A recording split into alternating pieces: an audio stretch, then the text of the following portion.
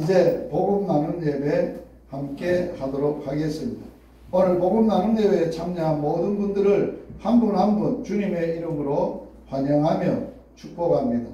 먼저 서로 인사 나눔을 하겠습니다. 인사 나눔은 복음 나눔 예배는 복음에 대한 인사로 대처하려고 합니다. 앞에 자막이 나옵니다. 같이 한번 읽겠습니다. 복음이 나를 살렸습니다. 나를 살린 복음. 복음으로만 삽시다. 내가 사는 복음. 복음으로 천하 만민을 살립시다. 내가 살릴 복음. 이렇게 해서 복음 고백인데, 나를 살린 복음, 내가 사는 복음, 앞으로 천하 만민을 살릴 복음. 이 복음으로 세상이 복음화가 되고 내 자신이 복음화가 되는 은혜가 있으면 좋겠습니다. 할렐루야. 묵상 기도 드리겠습니다. 살아계신 하나님 우리 아빠 아버지께서 저들에게 베푸신 복음의 큰 은혜에 감사함을 드립니다. 복음을 통하여 나를 살리시고 복음으로 살게 하시고 복음으로 천하 만민을 살리도록 열방복음 선교회를 세우시고 사역을 주님 하셨던 사역을 감당하게 하심을 감사함을 드립니다. 이 시간 임재하셔서 주님께서 예배의 모든 순서를 주관하시고 홀로 영광을 받으시옵소서. 예수님 이름으로 기원하옵나이다. 아멘. 찬양 함께 드리도록 하겠습니다.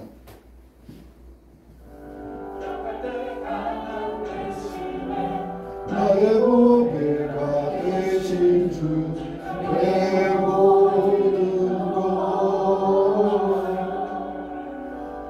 주 안에 있는 복음을 나는 포기할 수 없네. 주 나의 모든 것, 예수 어린 양 존귀한 이름, 예수 어린 양 존귀한 이름, 십자가 제사하셨네. 주님의 이름 찬양해. 주 나의 모든 것, 쓰러진 나를 세우고 나의 빈잔을 채우네. 주 나의 모든 것, 예수 어린 양 존귀한 이름, 예수 어린 양 존귀한 이름, 예수 어린 양 존귀한 이름, 예수 어린 양 존귀한 이름. 신앙 고백 함께 드리겠습니다. 사도신경으로 신앙을 고백드립니다. 전능하사 천지를 만드신 하나님 아버지를 내가 믿사오며 그 외아들 우리 주 예수 그리스도를 믿사오니 이는 성령으로 잉태하사 동정여 마리아에게 나시고 본디오 빌라도에게 고난을 받으사 십자가에 못 박혀 죽으시고 장사한 지 사흘 만에 죽은 자 가운데서 다시 살아나시며 하늘에 오르사 전능하신 하나님 우편에 앉아 계시다가 저리로서 산자와 죽은 자를 심판하러 오시리라.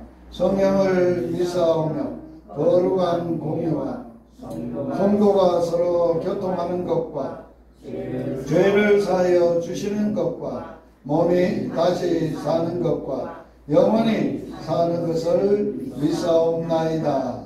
아멘. 조라 목사님 나오셔서 기도 인도하시겠습니다.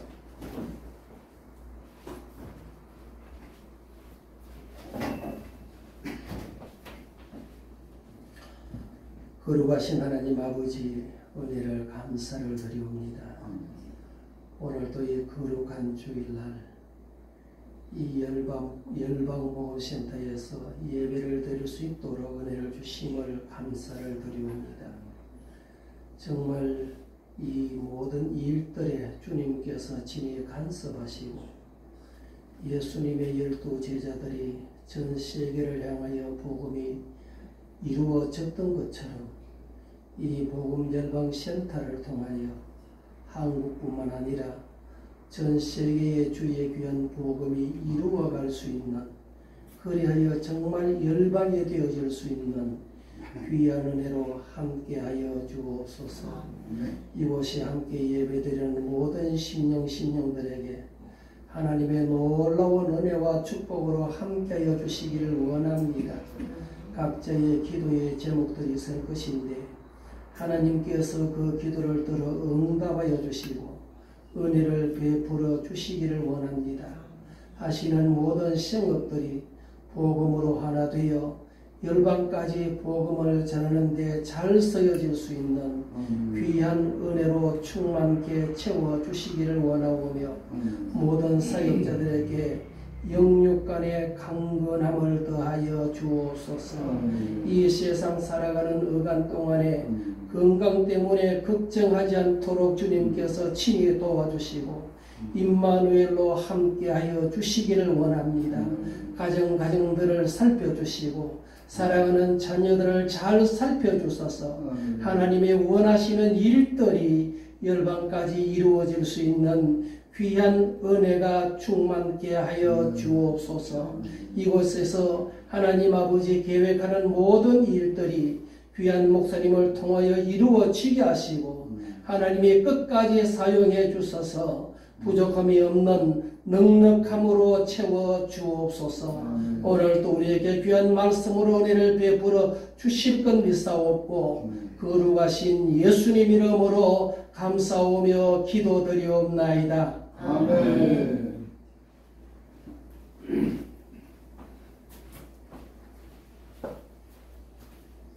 오늘 말씀은 요한복음 마지막 장 21장 15절에서 19절 말씀, 우리 같이 말씀 읽도록 하겠습니다. 그들이 조반 먹은 후에 예수께서 시몬 베드로에게 이르시되 요한의 아들 시몬아, 너가 이 사람들보다 나를 더 사랑하느냐 하시니 이르시되 주님 그러하나이다. 내가 주를 사랑하는 줄 주께서 아시나이다. 이르시되 내 어린 양을 먹이라 하시고 또 두 번째 이르시되 요한의 아들 시몬아, 네가 나를 사랑하느냐 하시니 이르되 주님 그러하나이다. 내가 주를 사랑하는 줄 주께서 아시나이다. 이르시되 내 양을 치라 하시고 세 번째 이르시되 요한의 아들 시몬아, 내가 나를 사랑하느냐 하시니 주께서 세 번째 너가 나를 사랑하느냐 하심으로 베드로가 근심하여 이르되 주님 모든 것을 아시오매 내가 주님을 사랑하는 내 양을 먹이라. 내가 진실로 내게 이르노니 너가 젊어서는 스스로 띠띠고 원하는 곳으로 다녔거니와 늙어서는 내 팔을 돌리니 남이 내게 띠띠우고 원하지 않는 곳으로 데려가리라. 이 말씀을 하시면 베드로가 어떠한 죽음으로 하나님께 영광을 돌릴 것을 가르치심이로라. 이 말씀을 하시고 베드로에게 이르시되 나를 따르라 하시니 약함의 역설이라. 이런 주제로 우리 전사님 말씀 대연하시겠습니다.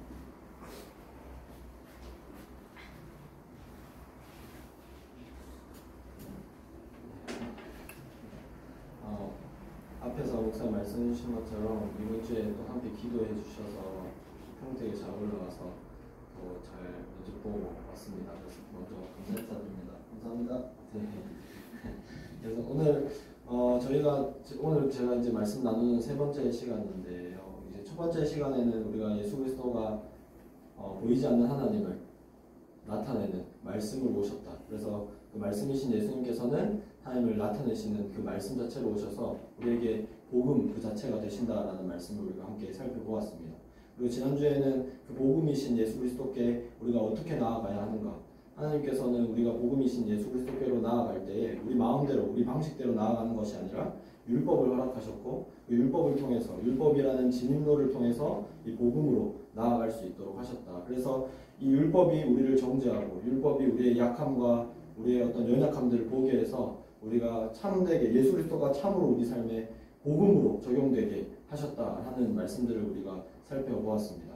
오늘은 이 요한복음, 우리가 너무나도 잘 아는 이 요한복음의 말씀을 가지고 이 약함의 역설이라는 주제를 가지고 한번 함께 살펴보고자 합니다.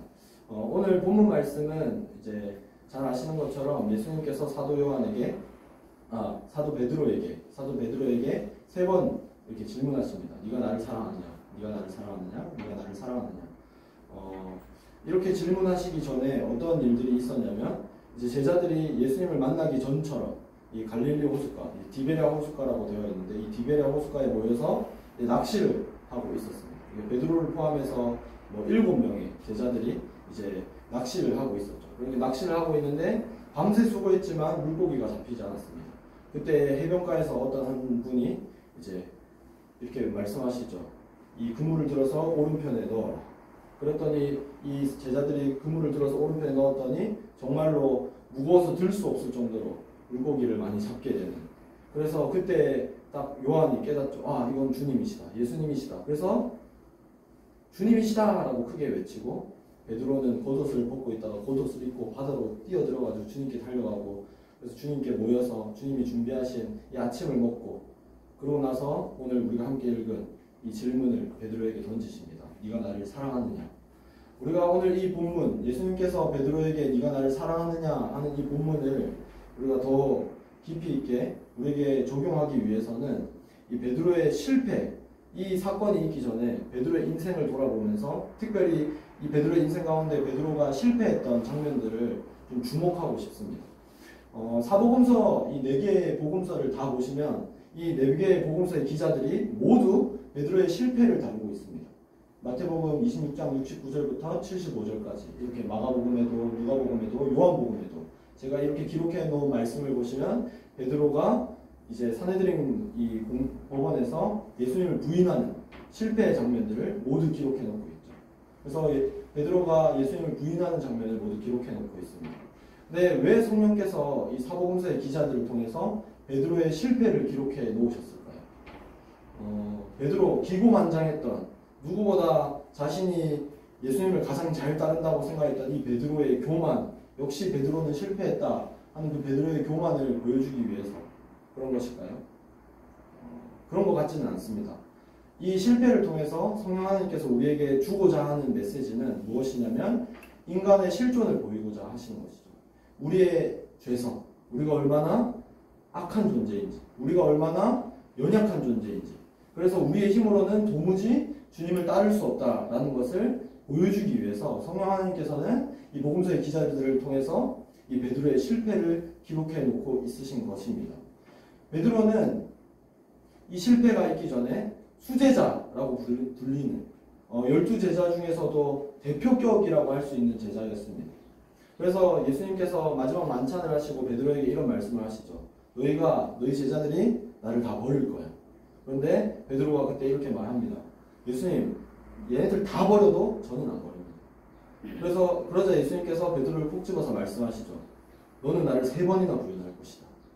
그러니까 베드로가 주님 함께 죽을지언정 저는 주님을 부인하지 않을 것입니다. 이렇게 자신만만하게 자신이 주님을 따를 것이라고 밝혔습니다. 그리고 그날 밤 주님이 잡히실 때 그 대제사장의 종의 오른편 귀를 베어버리는 호기를 부리죠.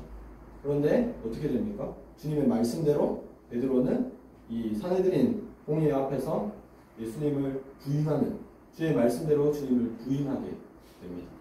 그런데 이런 실패, 베드로의 이런 실패가 그의 삶에 꼭 필요했다라는 것입니다.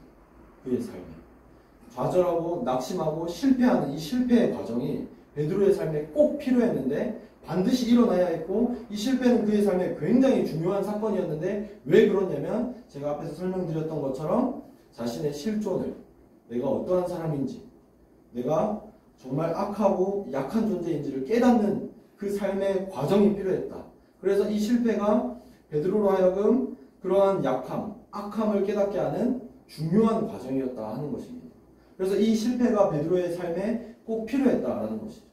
그래서 이 실패를 경험함으로 말미암아 은혜가 어떻게 우리 삶에 은혜다워지는지를 경험케 해주시기 위해서 하나님께서는 우리에게 실패를 허락하신다라는 것입니다. 우리가 율법을 지난주에 살펴보았죠. 율법이 우리는 잘났다라고 생각하고 세상은 자신의 강함을 증명하고 자신을 드러내는 삶을 살아가라고 말하는데, 그럼 우리에게 주님께서는 율법을 허락하셔서 율법을 통해서 아니야, 넌 강하지 않아, 너는 악한 존재고 너는 죄인이야 라는 사실을 끊임없이 깨닫게 하시죠. 그래서 이 과정을 통해서 우리는 주님이 필요한 존재라는 것을 깨닫게 됩니다. 그래서 주님을 갈망하게 되죠. 그래서 기억나실지 모르겠지만 바울이 그런 예를 들었습니다. 말씀이, 율법이 우리를 감옥에 내가지고 율법이 우리에게 초등교사가 되어서 우리는 주님이 없으면 살아갈 수 없는 존재임을 깨닫게 한다. 그래서 율법을 우리에게 주셨다라는 사실을 우리가 함께 살펴보았죠. 그런 것처럼 실패가 우리 삶에 베드로에게 이렇게 기고만장했던, 자신의 힘으로, 자신의 의지로, 자신의 노력으로, 자신의 기술로 주님을 따르던 베드로에게 하나님께서 실패라는 상황을 허락하셔서 이 실패를 통해서 아니, 너는 악한 존재이고 너는 죄인이고 너는 너의 힘으로 따라갈 수 없어 라고 깨닫게 해주신 것입니다. 그리고 나서 그때에 비로소 이 실패를 통해서 자신의 실존을 경험한 베드로는 그때서야 그의 삶에 은혜가 적용되어지는 것이죠. 예수 그리스도의 복음이 그때서야 적용되어지는 것입니다. 자신이 자신의 힘으로 할 수 없다는 것을 깨닫지 않고서는 그 복음이 은혜가 무엇입니까? 받을 자격이 없는 자에게 거저 주시는 선물 아닙니까? 이 은혜가 은혜로 경험되어질 수 없었던 것입니다. 그래서 하나님께서는 이러한 실패를 허락하셨다 하는 것입니다. 그래서 이러한 실패는 베드로뿐만 아니라 모든 성도들에게, 여기 계신 한 분 한 분, 그리고 저에게 꼭 필요한 가장 중요한 사건이라는 것이죠. 그래서 베드로는 주의 말씀대로 3번 주님을 부인하는 실패를 겪고, 이렇게 말씀에 나오는 것처럼 복음서 기자들이 기록하는 것처럼 밖에 나가서 심히 통곡하니라. 3번 부인할 것이다 하는 주님의 말씀이 기억되어서 그 일을 생각하고 베드로가 울었더라. 그리고 누가복음 기자도 밖에 나가서 심히 통곡하니라. 우리가 베드로가 이 정말 자신만만했던, 누구보다 열심을 가지고 패기로 주님을 따랐던 베드로가 다 주님을 버릴지라도 나는 버리지 않을 것이고, 주님과 함께 죽을지라도 주님을 부인하지 않을 것이고, 주님이 잡혀가실 때 귀를 자르는 호기를 부렸던 그 베드로가 주님을 말씀대로 주님을 부인하게 되었을 때 느꼈을 그 자신에 대한 실망과 좌절과 그리고 그 통곡의 눈물이 얼마나 컸을지 상상하기 어렵습니다. 그런데 이 통곡의 눈물, 이 실패의 눈물이 베드로의 삶에 꼭 필요했다라는 것입니다. 왜냐하면 이 실패의 눈물이 있어야만 그의 삶에 예수 그리스도가 복음으로 은혜가 은혜다워지기 때문에. 그래서 우리가 지난주에 살펴보았던 것처럼 부자 청년을 한번 떠올려 보십시오. 자신의 힘으로 율법을 다 지켰던, 그래서 이 율법으로 자신을 증명하려고 했던, 자신의 어떤 의로움을 나타내려고 했던 부자 청년. 그 부자 청년이 예수님의 초청 앞에 어떻게 반응했는지, 자신의 강함을 드러내고 자신의 의를 드러냈던, 실패 없이 탄탄대로를 걸었던 그 부자 청년이 예수님의 초청 앞에 예 하고 순종했는지, 아니면 자신이 가진 것 때문에 예수님을 따라가지 못했는지, 오히려 자신의 의를 쫓았는지, 결과는 예수님을 따라가지 못했죠. 그의 삶에는 은혜가 은혜다워지지 못했습니다. 복음의 초청이 의미 없게 되었죠. 그래서 우리의 삶에는 이 은혜가 꼭 필요한 것입니다. 우리의 실패의 과정도 꼭 필요한 것이죠. 그래서 여러분 생각해 보십시오. 이 베드로의 실패뿐만 아니라 12제자의 실패. 요한이 예수님 나중에 저 천국에 가면 예수님 옆에 누가 앉습니까? 우리가 함께 해주십시오. 이렇게 그 자리를 가지고 싸우고, 그리고 이뿐이겠습니다. 믿음의 조상이라고 불린 아브라함이 얼마나 그 인생 그래프를 보면 실패를 겪고 나아가는지. 야곱도 뭐 이삭도 요셉도 마찬가지죠. 그리고 우리가 믿음의 조상이라고 불리는 아브라함뿐만 아니라 최고의 왕이라고 불리는 다윗도 그 실패를 경험하고서야 자신의 실존을 알게 되고 나는 은혜 없이는 살아갈 수 없는 존재구나. 나는 악하고 약한 존재이기 때문에 주님 없이는 살아갈 수 없는 존재이구나를 깨닫고 그의 삶에 은혜가 은혜다워지는 그런 경험을 통해서 주님을 온전히 따라갈 수 있게 되었습니다. 하나님을 신뢰하는 삶으로 나아갈 수 있게 되었죠. 그래서 다윗이 시편 39편에 보면 이런 고백을 합니다. 주님, 나의 연약함을 알게 하여 주십시오. 인생의 헛됨을 알게 하여 주십시오. 다윗이 이런 고백을 하게 되는 과정이 어떻겠습니까? 나는 기름 부음 받았을 때, 골리앗을 물리쳤을 때 얼마든지 자신의 힘으로 왕이 되고 나아갈 수 있었지만 하나님께서 그 광야의 과정을 거치게 하시면서 하나님께서 수많은 은혜를 주시고 승리의 경험을 주셨음에도 불구하고 미친 채 하고 하나님을 신뢰하지 못해서 사무엘과 함께 있다가 라마 나요셋에서 도망와가지고 심지어는 그 원수의 국가까지 도망가게 되는 그런 과정을 통해서 내가 얼마나 연약한 존재인지, 내가 얼마나 하나님을 부인하고 하나님을 신뢰하지 못하는 존재인지를 깨닫게 된 것입니다. 사실 기름 부음 받았을 때, 골리앗을 물리쳤을 때 바로 왕이 되어도 괜찮은 존재였죠. 그러나 그런 광야의 실패의 과정이 있었기 때문에 그는 하나님을 온전히 신뢰할 수 있게 되었죠. 그러나 그 반대로 사울은 그런 실패의 과정이 없었기 때문에 하나님 앞에 하나님을 온전히 신뢰하는 순종으로 나아가지 못했습니다. 그래서 믿음의 조상 아브라함, 다윗, 그리고 많은 성경이 왜 이런 위대한 믿음의 조상들의 실패를 기록해 놓고 있겠습니까? 이 성경의 거울을 통해서 인간의 존재를 확인하라는 것이죠. 우리가 얼마나 악한 존재인지, 약한 존재인지. 그래서 주님의 은혜가 없이는 설 수 없는 존재임을 깨달아 알라고 이런 성경을 통해서 구약부터 신약까지 이 위대한 인물들의 실패를 기록해 놓고 있는 것입니다. 그래서 이 인물들이 대단한 것이 아니라 이 인물들의 실패를 통해서 하나님이 얼마나 신실하시고 하나님이 얼마나 전능자이시고 또 구원자이시고 창조주이신지, 그래서 우리는 그 하나님 없이는 살아갈 수 없는 존재인지를 보고 깨달아 알라고 이런 실패를 기록해 놓고 있는 것입니다. 그래서 우리가 하나님께서 허락하시는 어떤 상황들을 통해서, 실패의 상황들을 통해서 우리가 우리의 죄인됨을 깨닫고 우리의 연약함을 깨닫는 것은 하나님의 은혜를 받는 조건이라고 할 수 있겠습니다. 무슨 말이냐면 우리가 하나님의 은혜를 받기 위해서는 반드시 우리가 실패하고 약하고 악하다는 것을, 우리가 얼마나 하나님을 부인하는 존재인지를 깨닫는 과정이 반드시 필요하다는 것입니다. 여러분, 반대의 입장을 생각해 보십시오. 자신만만하고 강한 사람, 그러한 사람들에게는 은혜가 은혜겠습니까? 내가 받을 자격이 있다라고 생각하는데, 내가 이루었다라고 생각하는데 거저 주시는 선물이라고 자신의 삶에 깨달을 수 있겠습니까? 도무지 그럴 수 없는 것이죠. 그래서 그런 사람들에게는 은혜가 아닙니다. 그냥 내가 마땅히 받아야 할 보상만이 존재하는 것이죠. 그래서 그런 자들에게는 복음이 구원이 아닙니다. 왜냐하면 내가 열심히 했고, 내가 열심히 신앙생활했고, 열심히 주님을 섬겼어. 그러니까 이거는 값없이 주어지는 은혜, 복음, 구원이 아니라 이건 당연히 내가 받아야 하는 보상이야. 그렇기 때문에 그러한 자들의 신앙생활에는 기쁨이 없겠죠. 왜냐하면 자신이 잃은 거기 때문에. 거저 주셨다는 사랑과 기쁨을, 하나님의 사랑과 기쁨을 도무지 누릴 수 없는 것입니다. 우리에게 주시는 그 복음의 놀라운 비밀들을 깨달을 길이 없는 것이죠. 그렇기 때문에 우리에게는 하나님께서 허락하시는 이 죄인됨과 약함을 아는 실패의 과정이 필요하다라는 것입니다. 베드로는 이 실패를 통해서 은혜를 경험하고 있었던 것 같습니다. 예수님께서 베드로에게 오늘 본문 말씀 보시면 예수님이 마치 베드로처럼 질문하십니다. 네가 이 사람들보다 나를 더 사랑하니? 마치 베드로처럼. 그래서 베드로처럼 물으시는 예수님의 질문 앞에 베드로는 이렇게 대답하죠. 예전 같았으면 이랬을 것입니다. 주님, 이제야 아시는군요. 제가 이 사람들보다 더 주님 사랑합니다. 주님, 이제 아십니까? 제가 하는 거 보셨지 않습니까?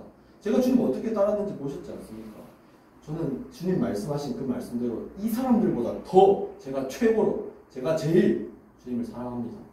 이렇게 대답했을 것입니다. 그런데 우리가 앞에서 살펴본 것처럼 그 실패의 과정을 통해서 통곡의 눈물을 흘린 베드로는 이제 아는 것이죠. 아, 나의 패기로, 나의 각오로, 나의 다짐으로, 나의 어떤 의욕으로, 나의 기술로 주님을 따를 수 없구나.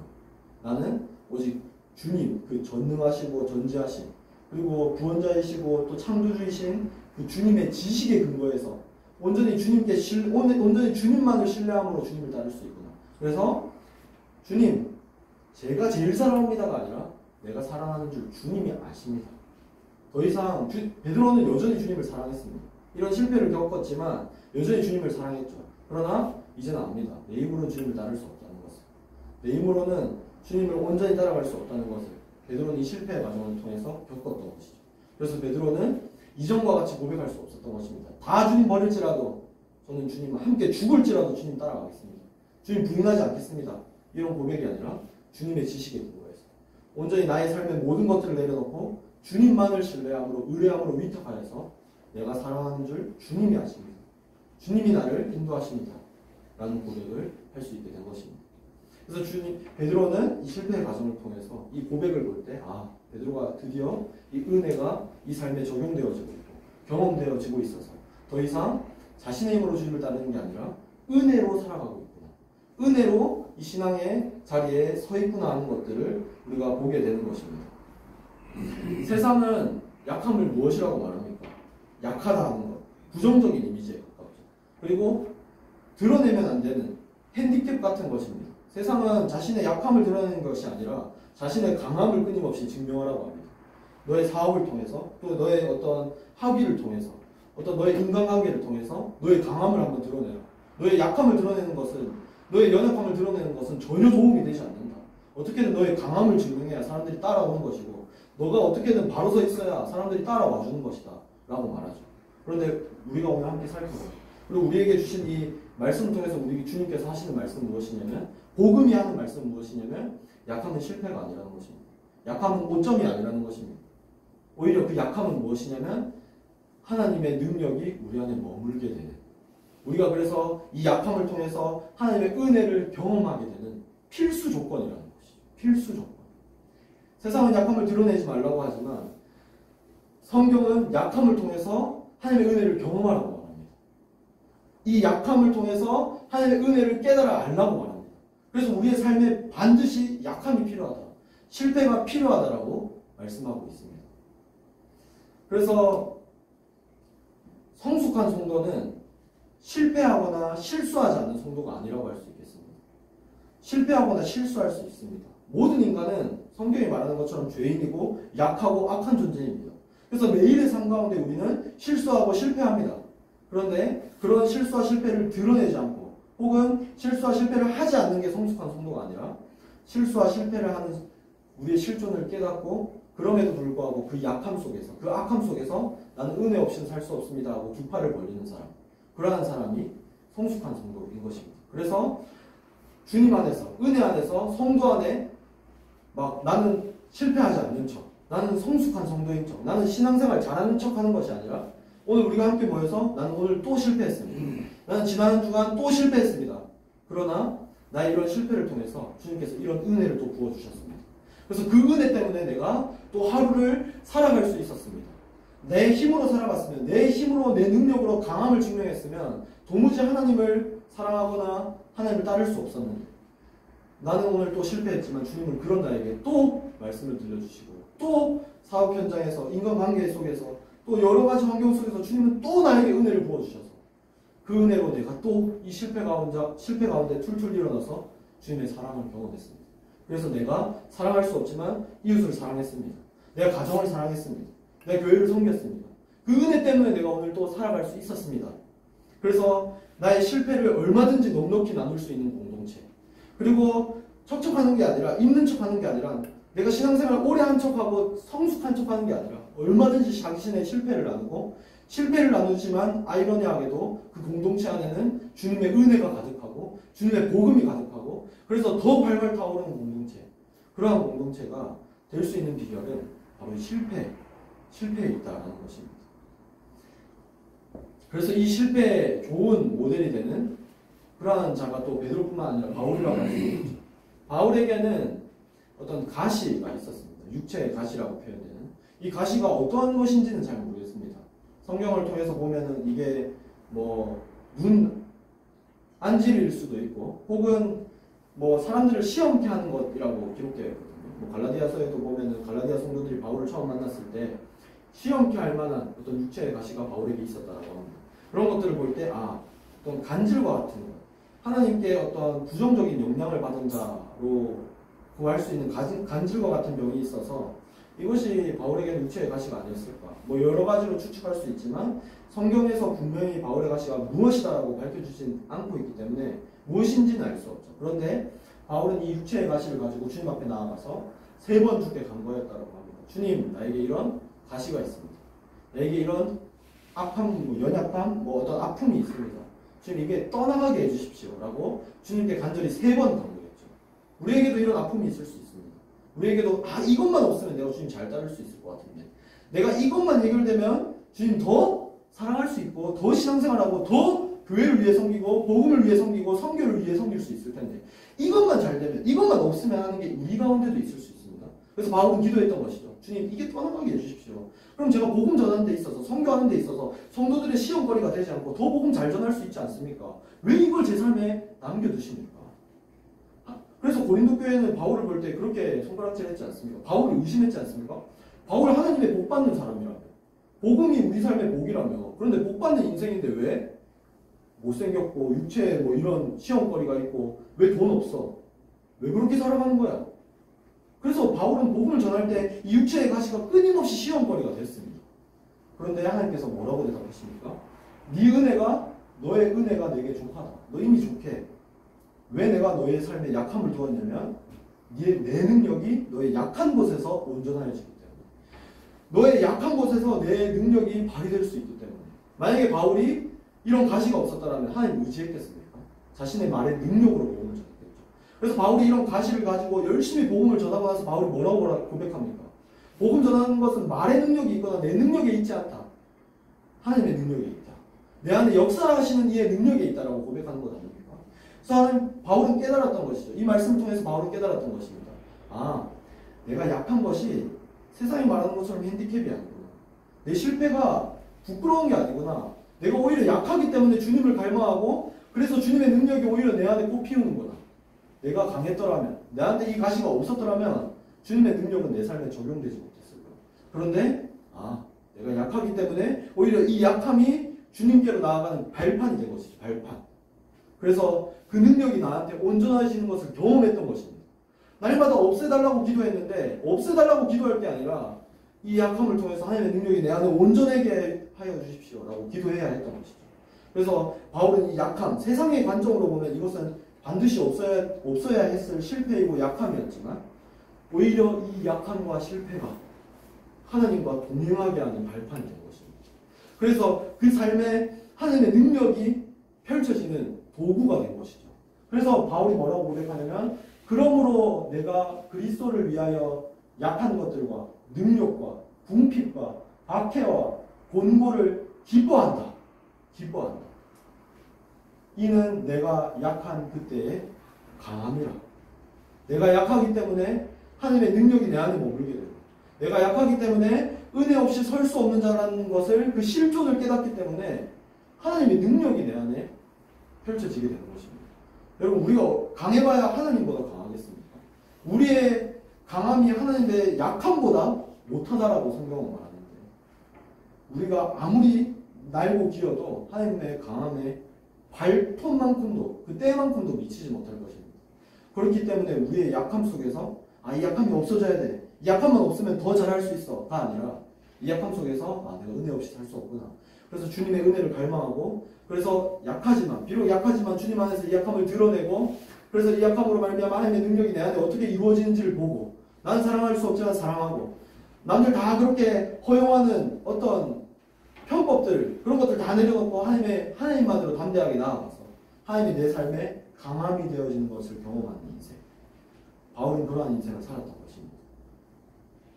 그래서 이렇게 베드로도 바울도 이 실패의 과정을 통해서 은혜 없이 설 수 없는 자라는 것을 깨닫게 되었죠. 그러고 나서야 하나님께서는 예수님께서는 베드로에게 질문하시는 것입니다.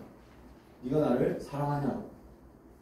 베드로가 3번 부인했죠. 그런 3번 부인한 것을 마치 의식이라도 하시는 듯 그 3번 부인한 것을 용서하시기 위해서 3번 동일하게 부르시는 것입니다. 네가 나를 사랑하느냐?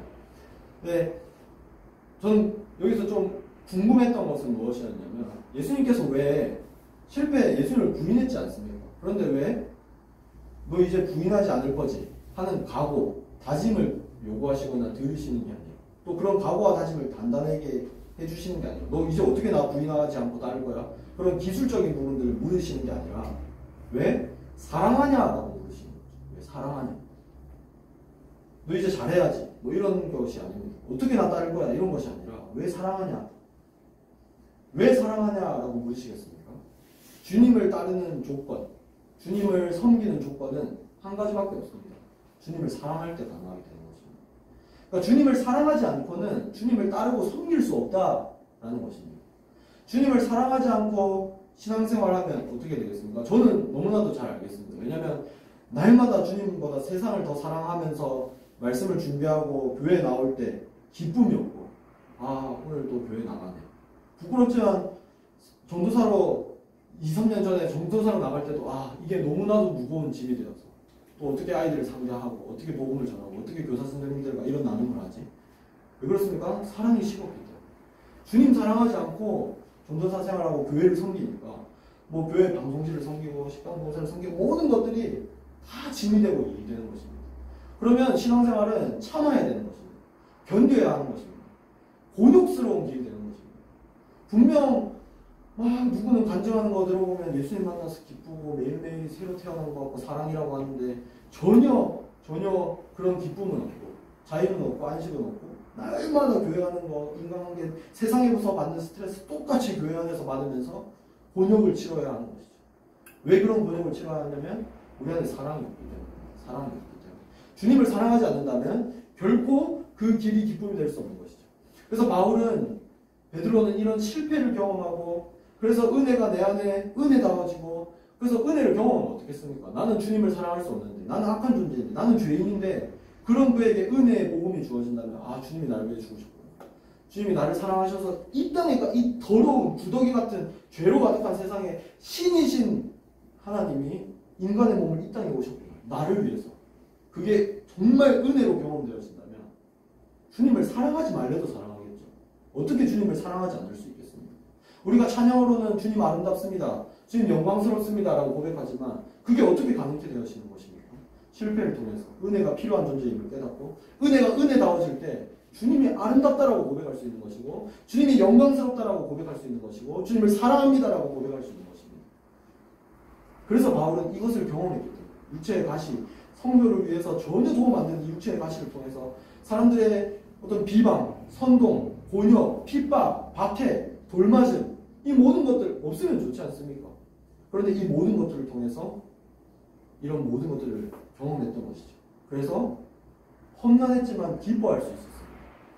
험난했지만 사람들 아무도 인정해 주지 않고 외로웠지만 돌맞고 죽은 줄 알고 사람들이 들쳐서 던져버렸는데 그럼에도 툴툴 털고 일어나서 복음의 기쁨을 가지고 또 그 성으로 들어가서 복음을 전할 수 있었던 거예요. 그래서 바울은 말하죠. 다른 거 에베소 교회 말할 때도 1장에 보시면 다른 거 다 필요 없고 너희가 좀 주님을 알았으면 좋겠다. 그분의 힘, 능력, 그분이 너희 안에 역사하시는 골로새 기자도 말하지 않고 골로새서 바울이 기록했는데 다른 거 다 필요 없고 너희 안에 역사하시는 그분을 좀 알았으면 좋겠다. 그래서 바울은 항상 기뻐할 수 있었던 것입니다. 베드로도 후에 보시면 순교하기까지 주님을 따를 수 있었던 것이죠. 그냥 사람들이 너 주님 저 예수랑 아는 사람 아니야? 그 말 한마디에도 예수님을 욕하면서 저주하면서 부인했던 베드로가 어떻게? 네? 평소에는 오히려 지금 고백하시는 걸 보면은 자신있게 말하지도 못하는데 주님이 아십니다. 이렇게 말하는 베드로가 전에는 다 배신해도 내가 주님 따르겠습니다 라고 말했던 베드로는 부인했는데 이제는 주님께 신뢰하는 베드로가 순교하기까지 십자가에 매달려서 순교하기까지 어떻게 주님 따를 수 있었겠습니까? 어떻게 바울이 항상 기뻐하라고 빌립보서에서 기록하면서 그 기쁨으로 그 길을 걸을 수 있었겠습니까? 주님 사랑하기 때문에 주님을 사랑하기 때문에 잠 못 자도 그런 것이죠. 그래서 베드로가 이 제자의 길 끝에서 베드로후서에서 이 소아시아 교회의 이 어떤 로마의 박해와 유대의 박해의 위협 속에 있는 그들에게 이 1장에 이렇게 기록합니다. 이 초대교회 성도들에게 이렇게 말하죠. 너희가 초대교회 성도들 너희가 예수님을 보지도 못했는데 사랑한다. 이제도 보지 못하나 여전히 보지 못하나 믿고 말할 수 없는 영광스러운 즐거움으로 기뻐한다. 초대교회 성도들은 네로의 박해, 그 무자비한 로마 박해, 로마의 박해가 얼마나 심했습니까? 콜로세움에 앉아가지고 그 그리스 로마의 더러운 음란을 따라하게 만들고 기독교 신자들로 하여 그리고 사자한테 잡아먹히게 만들고 그런데 그 콜로세움 맨 앞자리에 기독교 신자인가 아닌가 아리송한 사람들을 앉혀놓고 지켜보는 것입니다. 그러니까 여기 오늘 우리가 함께 예배드렸는데 내일 저희 아버지가 잡혀가는 것이죠. 그래서 저희 아버지가 잡혀가가지고 사자한테 뜯어먹히고 있는데 우리 모든 성도들을 그 맨 앞줄에 앉혀놓고 지켜보게 하는 것입니다. 그래서 한 번이라도 슬픈 표정을 띠거나 눈물을 흘리거나 안타까워한다면 바로 잡아서 똑같이 고문을 주는 그런 무자비한 로마의 박해. 그래서 이런 박해 속에서도 이런 두려움 속에도 있는 그들이 어떻게 주님을 사랑하고 어떻게 즐거워할 수 있죠. 그런 고난 가운데서 은혜를 경험했기 때문에 어차피 내 인생 내 힘으로 할 수 있는 것 없다. 하나님만이 창조주시고 하나님만이 구원자시다. 로마 황제가 구원자가 아니라 예수 그리스도가 복음이다. 원래 이 복음이라는 유앙겔리온이라는 말이 로마 황제에게 쓰였던 말 아닙니까? 로마 황제가 로마 땅이 너무나도 크지 않습니까? 그래서 저 멀리 이 변두리에 사는 사람들이 이제 막 외부의 침략이 들어오는데 벌벌 떨고 있습니다. 그때 로마 황제가 군사를 보내주고 식량을 보내주죠. 그게 바로 복음이었습니다. 기쁜 소식.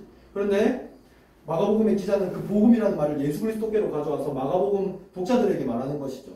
뭐가 복음이냐? 뭐가 기쁜 소식이냐? 로마가 기쁜 소식이냐? 예수 그리스도가 기쁜 소식이냐? 세상 앞에 우리에게도 동일하게 질문하는 것입니다. 뭐가 진짜 복음이냐? 세상에서 돈 버는 거? 세상에서 명예 쌓는 거? 관계 잘해서 잘남을 드러내는 거? 강함을 증명하는 게 나의 잘됨이고 기쁜 소식이냐?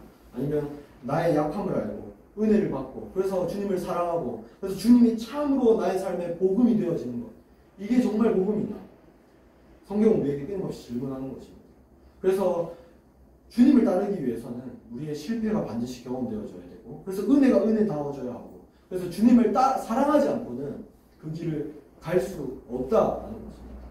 그래서 이런 실패를 경험하고 드디어 은혜가 은혜다워지고 그래서 주님을 사랑하게 된 베드로에게 오늘 본 말씀을 보시면 주님이 질문하시는 것입니다. 네가 나를 사랑하니? 그리고 질문하시고 베드로의 대답을 들으시죠. 베드로가 이제는 자신의 의지나 어떤 패기나 기술로 나를 따르는 게 아니라 정말 은혜를 경험하고 그의 삶에 복음이 경험되어져서 나를 사랑함으로 따르는구나.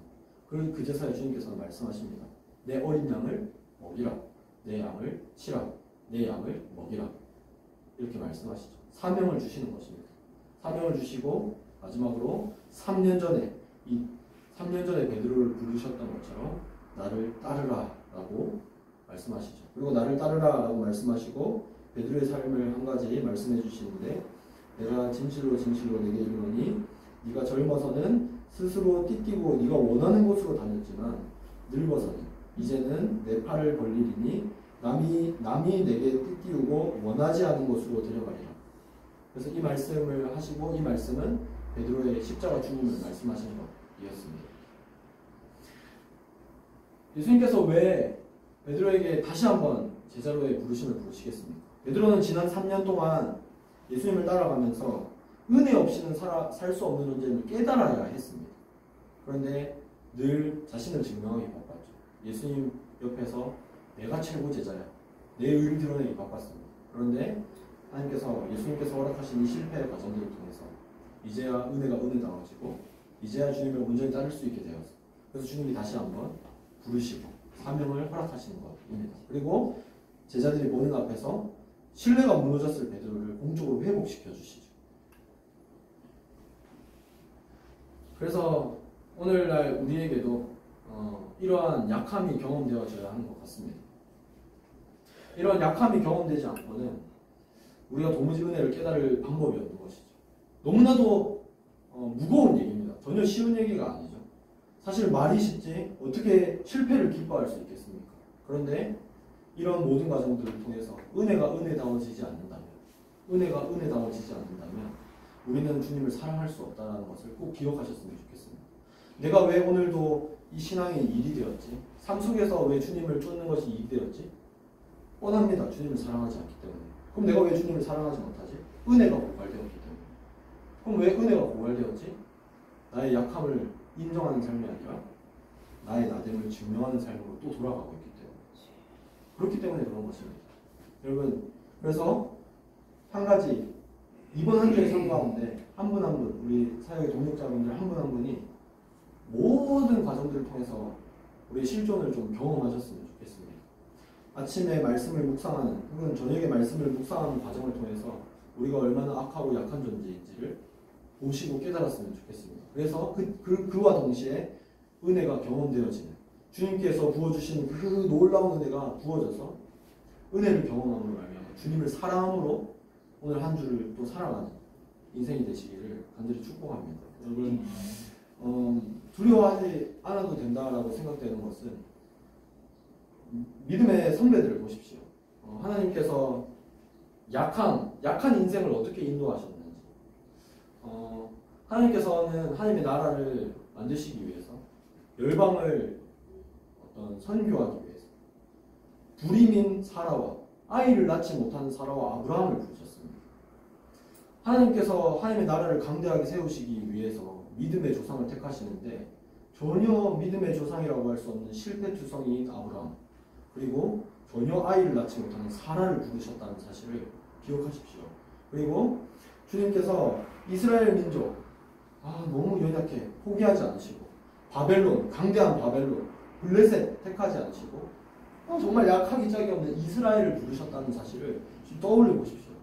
주님께서 이 땅에 오셔서 신이신 하나님이 이 땅에 인간의 몸을 입고 오셔서 이 땅에 말씀 자체로 복음을 전하기 위해서 그 당시에 똑똑했던 바리새인 학자들, 그런 사람들 부르신 게 아니라 그냥 무학자 12명, 그냥 패기만 앞서는 어부, 베드로와 같은 사람들을 부르셨다라는 사실을 한번 살펴보시길 바랍니다. 그리고 주님께서 이방의 복음을 전하기 위해서 선택하신 사람이 누굽니까? 사울이죠. 사울은 어떠한 사람이었습니까? 스데반을 죽이는데 앞장선 사람. 극단적인 유대 민족주의자. 우리 민족만 잘 되면 돼. 우리만 선민이야 하는 사울을 택하셔서 그로 하여금 이방인을 전도하게 하는 것이죠.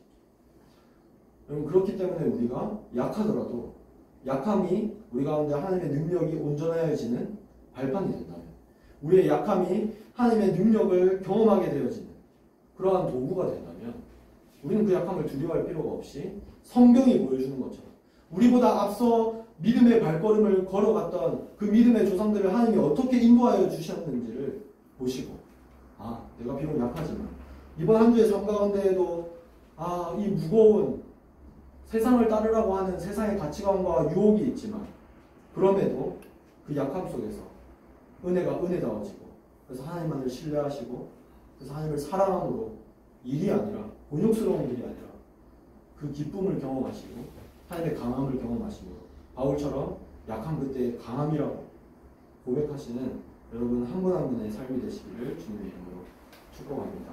그래서 우리가 오늘은 함께 짧게나마 우리의 목소리로 짧게 함께 기도했으면 좋겠습니다. 우리는 모두 주님 앞에 약한 존재이고 악한 존재입니다. 그러나 우리가 이 사실을 깨닫지 못한다면 우리는 또 우리의 힘으로 신앙생활하고 우리의 힘으로 살아가려고 할 것입니다. 여러분은 한 분 한 분 어떤 자리에 서 계십니까? 지금 약함을 경험하고 은혜를 갈망하는 삶으로 나아가고 계십니까? 아니면 여전히 나의 강함을 드러내고 교회 나와서 예배는 드리지만, 교회에 나와서 섬김의 일은 하지만 여전히 나의 강함을 증명하기 바쁜 삶을 살아가고 계시지는 않습니까? 그러시다면 이 시간을 통해서 주님, 나의 약함과 악함을 깨달아 알게 하여 주십시오. 다윗이 고백한 것처럼 주님, 나의 연약함을 알게 하여 주십시오. 그래서 은혜가 은혜다워지고 주님의 강함을 경험하는 인생이 되게 해달라고, 그리고 또 은혜를 잘 경험하고 계시다면 주어진 이 은혜가 매일매일 떨어져 나가는 것이 아니라 매일매일 경험되어져서 주님을 사랑함으로 매일매일 주님을 기쁨으로 따를 수 있게 해달라고 우리가 짧게나마 우리가 함께 기도하겠습니다. 주님,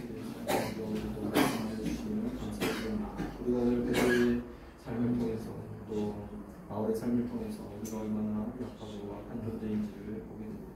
주님, 제 삶을 돌아보면 신앙의 기쁨이 온데간데 없이 사라지고 또 주님을 사랑하지 못하여서 주님을 기쁨으로 살아가지 못하여서 자기를 부인하고 십자가를 짊어지고 따르라는 주님의 말씀 앞에 전혀 자기를 부인하거나 회개하거나 하지 아니하고 나의 힘으로 증명하며 살아가려고 했던 모든 삶들을 보게 됩니다. 주님, 이러한 저의 삶을 주님 긍휼히 여겨주십시오. 또한 그래서 주님께서 허락하시는 실패의 과정과 낙심의 과정이 주님의 원망의 과정이 되지 않도록 주님 인도하여 주십시오. 이 실패 속에서도 이 약함 속에서도 주님께서 일하심을 보게 하여 주시고 그래서 이 실패와 약함 속에서 주님의 은혜로 말미암아 견디게 힘나게 하여 주셔서 그 속에서 피어나는 주님의 사랑을 보게 하시고 그 은혜를 경험함으로 말미암아 주님을 사랑함으로 주님의 길을 따를 수 있는 제자들로 세워질 수 있기를 소원합니다. 주님, 날마다 우리에게 이 황금과 같은 은혜를 날마다 허락하여 주십시오. 그래서 이 은혜로 말미암아 참으로 나의 삶의 실존을 나의 삶의 헛됨을 바라보게 하시고 날마다 주님 부르시는 그 위의 소감을 기다리며 성령을 따라 하나님 성령의 열매를 맺으며 하나님의 사랑함으로 이웃을 사랑함으로 그 길을 걸어갈 수 있도록 주님 인도하여 주시옵소서. 우리 삶을 긍휼히 주시기를 주옵소서. 주님, 우리에게 또 연약한 저희들 또 악한 저희들에게 주일에 나와서 주님의 은혜의 말씀을 듣는 믿음과 또 여건 이런 모든 것들을 허락하여 주심에 감사를 드립니다. 주님, 우리가 오늘 말씀을 통하여서 베드로를 부르시는 그 주님의 부름을 우리가 함께 살펴보았습니다. 베드로가 이전에는 실패하기 이전에는 주님을 부인하기 이전에는 자기의 힘으로 자기의 의지로 자신의 제자됨을 자신이 증명하고자 하는 삶을 살아왔던 것을 보았습니다. 그러나 하나님께서 허락하시는 그 실패를 통하여서 은혜가 은혜다워지고 그의 삶이 주님을 사랑함으로 말미암아 약할 그때에 강함이 되는 하나님의 능력이 자신의 삶에 온전해지는 그 은혜를 경험하고는 주님을 기쁨으로 따라갔던 그 모습들을 우리가 함께 살펴보았습니다. 주님, 세상은 약함과 악함이 도무지 도움이 안 되는 것이라고 말합니다. 그러나 주님, 우리가 그 약함과 악함 속에서도 복음이 말하는 것처럼 하나님의 능력이 온전해지는 것임을 깨달아 알고 두렵지만 슬프지만 낙심되지만 통곡의 눈물을 흘려야 하는 자리일지도 모르겠지만 그 고난의 실패의 현장 가운데에서도 우리와 함께 하시는 하나님을 보게 하여 주십시오. 믿음의 눈을 들어 그 하나님을 봄으로 말미암아 그 고난 중에도 하나님으로 기뻐하고 바울처럼 베드로처럼 고난과 박해 속에서도 순교의 현장 가운데에서도 기쁨으로 그 길을 따랐던 주님의 제자들처럼 주님, 날마다 성령의 충만한 은혜를 허락하여 주셔서 우리의 생각과 우리의 의지와 우리의 삶의 방식과 우리의 가치관을 꺾으시고 하나님의 은혜가 우리의 삶에 온전히 승리케 하여 주셔서 주님, 우리가 주님으로 인하여서 승리의 기쁨을 맛보는 또 우리의 복음의 나눔 예배가 우리의 이 열방복음 선교회가 약함을 당당히 드러내고 약함을 당당히 드러낼 때에 서로 손가락질하거나 또 겸손한 척하는 것이 아니라 우리가 약함을 온전히 드러내지만 그럼에도 불구하고 우리 공동체가 하나님의 은혜가 더 활활 불타오르는 공동체로 자라갈 수 있도록 주님, 우리 가운데 역사하여 주시옵소서. 예수님 이름으로 기도합니다. 아멘.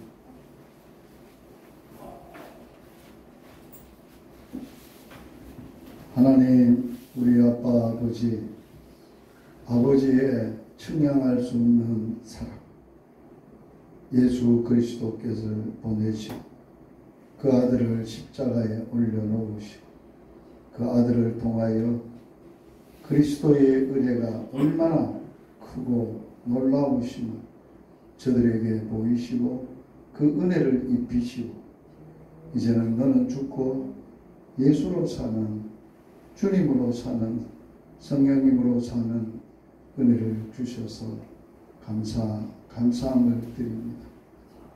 세상이 아무리 악하고 우리가 아무리 어려운 현실 속에 있었어도 은혜가 지배하고 은혜가 다스리고 은혜 가운데 주님의 능력이 역사하심으로 날마다 승리자로 세상에 감당할 수 없는 사람들로 삶을 살 수 있도록 아버지 축복해 주시옵소서. 그 복음으로 사는 삶, 주님으로 사는 삶 모두 경험하고 그것 때문에 행복한 저희들이 되도록 축복해 주시옵소서. 귀한 것 드렸습니다. 하나님 기쁘시게 받으시고 열방에 죽어가는 영혼들 살리는 복음 역사에 오병이어의 기적으로 쓰고 남음이 있도록 채워 주시옵소서. 예수님 이름으로 기도드리옵나이다. 아멘. 열방복음 선교회 소식 알려드립니다. 첫째, 6월 2일 오늘 오후에는 제가 단목교회가 아파하고 어려워서 제가 섬기는 이러한 일을 하게 되겠습니다. 두 번째는 6월 3일 월요일 경상의대생들이 여기 와서 종강 마지막 복음 예배를 드리게 되겠습니다. 그리고 3일 날에는 저희들과 함께 기업이 사역하는데 기업에 가서 복음 예배로 드리는 사역을 하게 되겠습니다. 6월 4일 화요일 날에는 산청 복음 요양원에 제가 어르신들 섬기게 되겠습니다. 네 번째 6월 7일 금요일 날 복음학교 13번째 강의를 하게 되겠습니다. 다섯 번째 6월 8일 토요일에는 말씀으로 시작하는 하루 유튜브 사역이 있습니다. 사역이 만만치 않습니다. 기도해 주시기를 바랍니다. 유천원 목사님 나오셔서 강복선언 축복해 주시겠습니다.